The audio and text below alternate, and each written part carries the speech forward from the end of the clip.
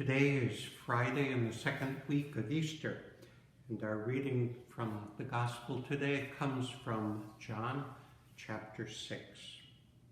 Jesus went across the Sea of Galilee.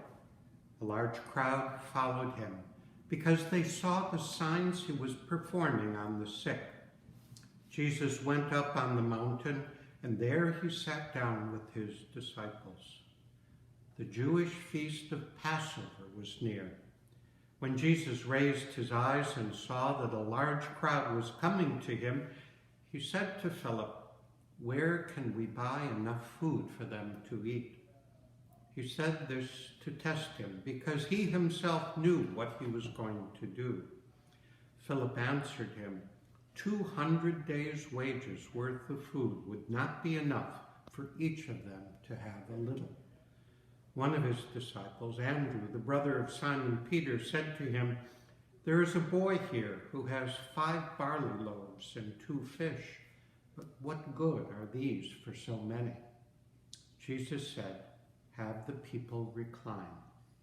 Now there was a great deal of grass in that place, so the men reclined, about 5,000 in number. Then Jesus took the loaves, gave thanks, and distributed them to those who were reclining, and also as much of the fish as they wanted. When they had their fill, he said to his disciples, "Gather the fragments left over so that nothing will be wasted." So they collected them and filled 12 wicker baskets with fragments from the 5 barley loaves that had been more than they could eat. When the people saw the sign he had done, he said, "This is truly the prophet, the one who is to come into the world." Since Jesus knew that they were going to come and carry him off to make him king, he withdrew again to the mountain alone. The Gospel of the Lord. Today's Gospel retells a story that we are all very familiar with. In fact, this is the only miracle that is included in all of our Gospels. In fact, Matthew and Mark include a telling of this story twice in their Gospel. But in John's Gospel, it has a little bit of a different flavor than we find in the Synoptic Gospels, the Gospels of Matthew, Mark, and Luke.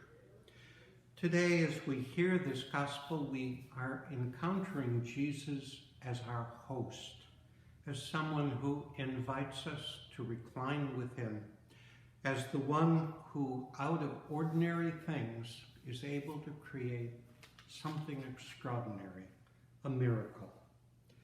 We're also reminded, in the reference to the Passover, of the great gift that God gave the Jewish people as they were fleeing Egypt to the promised land, when he let manna fall from the heavens.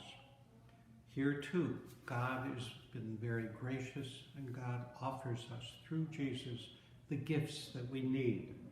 Jesus himself anticipates our needs.